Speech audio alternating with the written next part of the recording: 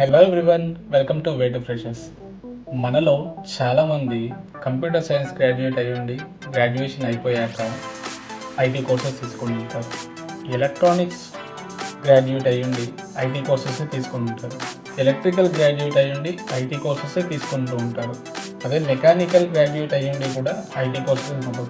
ఇందులో కొంతమంది civil graduates అయ్యుండి కూడా కొంతమంది ఐటీ కోర్సెస్ సైడే వెళ్తుంటారు. ఇక మనం ఒక +2 అయిపోయాక ఒక 4 to 5 months ఆఫ్ గ్యాప్ వస్తుంది మనకి బీటెక్ జాయిన్ అయ్యే ముందు.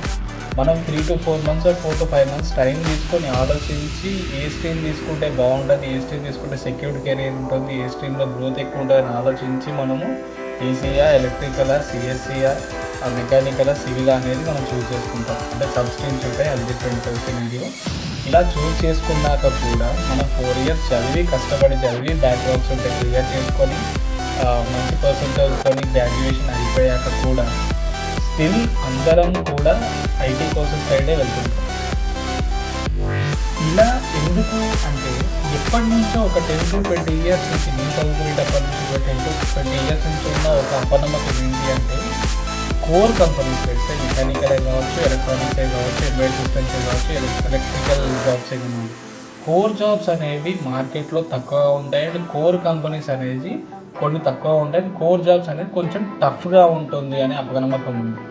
అయితే 10 to 15 years బ్యాక్ ఒక సినారియో, ఇప్పుడు లెట్సే మనం VLSI companies or embedded systems చూసుకుంటే కనుక ఇంతకుముందు కంపెనీస్ లేవు అనుకుంటా. బట్ ఇప్పుడు యాజ్ ఆన్ 2025 ఇప్పటికి చూస్తే విఎల్ఎస్ఐ సెమీకండక్టర్స్ కంపెనీస్ చూసుకుంటే నాకు తెలిసిన కంపెనీసే ఇంటెల్, ఏఎండి, డైలింగ్, సినాప్సిస్, మైక్రాన్, ఎన్విడియా,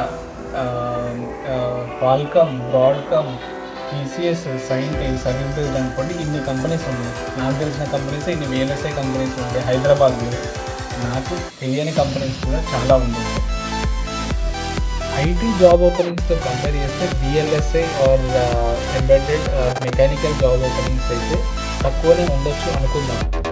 కాకపోతే ఇప్పుడు ట్రెండ్ అవుతున్న ఏఐ సాఫ్ట్వేర్స్ కానివ్వండి, ఏఐ టూల్స్ కానివ్వండి, ఇవన్నీ కూడా రన్ అవ్వాలి అంటే లైక్ ఫాస్ట్గా రిజల్ట్స్ ఇవ్వాలి అనుకుంటే స్ట్రాంగ్ హార్డ్వేర్ అనేది అవసరం.